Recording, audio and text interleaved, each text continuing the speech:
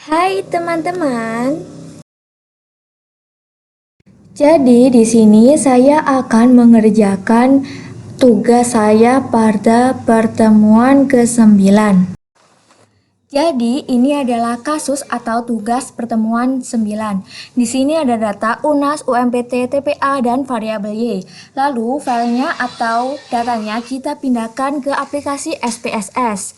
Dan sebelum kita mengerjakan, kita ganti dulu angka yang terakhir, khususnya angka 1 diganti dengan angka terakhir absen kita, yaitu absen saya 34, kata angka terakhirnya adalah 4. Jadi setiap angka 1 di belakang kita ganti dengan angka 4.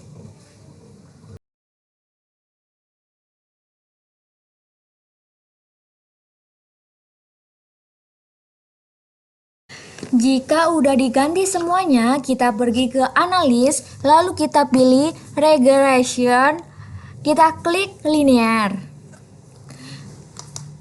Kemudian IP variabel Y kita masukkan ke dalam dependent.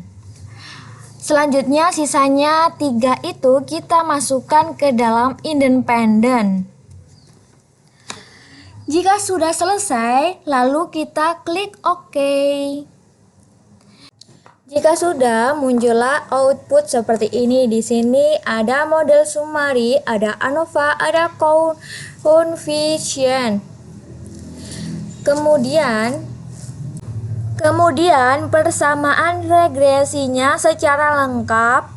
Analisis pengolahan data sebagai berikut. Di sini sudah diketahui analisis hasil pengolahan data, yaitu persamaan regresi yang diperoleh adalah IP sama dengan 12.004 dikurangi 21 UNAS dikurangi 31 UMPT plus 71 TPA plus E. Jadi, konstanta 12.004 menyatakan bahwa jika variabel independen dianggap konstans, maka rata-rata IP semester pertama mahasiswa di suatu perguruan tinggi sebesar 12.004. Kemudian ada perintah signifikankan semua variabelnya. Sebelum kita signifikankan, kita harus ke uji uji serentak terlebih dahulu. Kemudian di sini kita dapat melihat dari hasil signifikannya, yaitu 0,25. Karena nilai signifikannya lebih dari alfa atau 0,25, ini maaf saya salah mengasih tanda, seharusnya lebih dari 0,005, maka hasilnya adalah terima H0. Karena terima H0, jadi ada pengaruh secara serempak. Jadi H0 sama dengan beta 1, sama dengan beta 2, sama dengan beta 3, sama dengan beta 4, ada pengaruh secara serempak variabel X terhadap variabel Y. Dan H1 hasilnya pun sama dengan H0. Sehingga model regresi dapat digunakan untuk memprediksi TEP atau variabel Y, TPA, UNAS, UMPT secara bersama-sama berpengaruh terhadap IP. Kemudian kita masuk ke uji T atau uji parsial. Di sini ada nilai signifikannya. Jika nilai signifikannya di bawah 0,05, maka hasilnya akan tolak H0.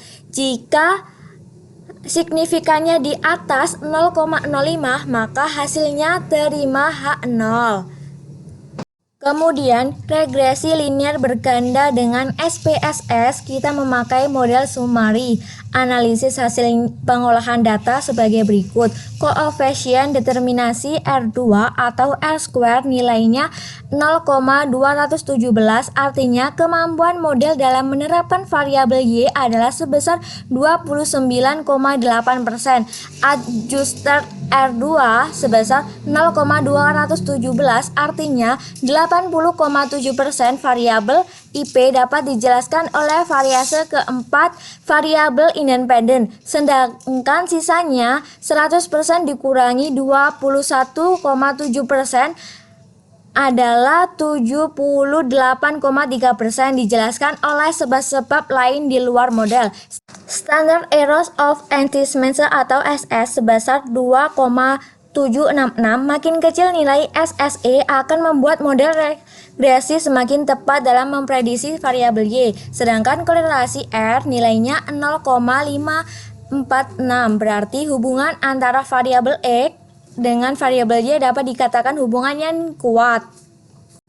Ternyata ada variabel yang tidak signifikan. Itu bagaimana? Lalu kenapa ada variabel yang tidak signifikan padahal R2 tinggi? Ada 3 kemungkinan, yaitu 1. Variabel yang tidak signifikan memang tidak menyumbangkan informasi tentang Y. Kedua, ada multikolinearitas atau perlu uji multiko. Yang ketiga, ada autokorelasi.